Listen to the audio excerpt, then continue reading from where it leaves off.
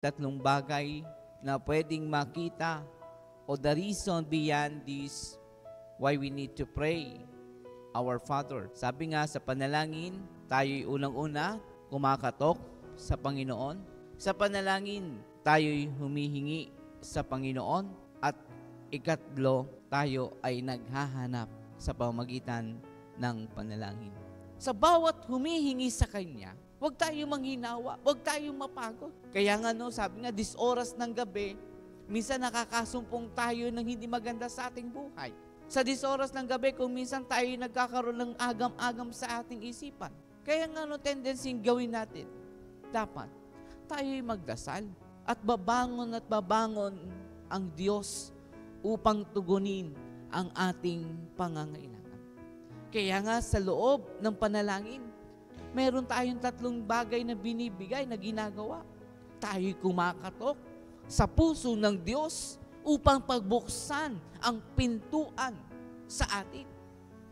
Tayo'y humahanap dahil humahanap tayo ng kasagutan sa mga katanungan na hindi nating bigyan o hindi natin kayang bigyan ng solusyon. Tayo'y naghahanap dahil kung minsan tayo'y naliligaw ng landas at tayo'y naghahanap upang ituro sa atin ang tamang landas na ating tatahakin. Kaya nga magbigay ng aral sa atin ang ebanghelyong ating narinig. Hindi natin alam kung kailan darating ang mga problema at pagsubok sa ating buhay. Oo, araw-araw meron. Pero sabi nga ng Diyos, pag sumikapan mong kumatok, pag sumikapan mong hilingin, pag sumikapan mong hanapin ako sa oras na iyong pangangailangan. Sabi nga, paano ka nga ba naman pagbubuksan ng pinto kung hindi ka kumakatok? Trespassing yun. Diba? Paano ka nga naman daw bibigyan kung hindi ka man talaga humihingi? At paano ka naman daw talaga makakahanap kung hindi ka maghahanap? Basically, diba? Logically, yun eh. Meron bang taong binuksan ng pinto na hindi kumatok? Wala. Meron bang taong nakatagpo ng isang kasagutan na hindi nagtanong? Wala. Meron bang taong nakakita ng isang bagay na hindi niya hinanap? Wala.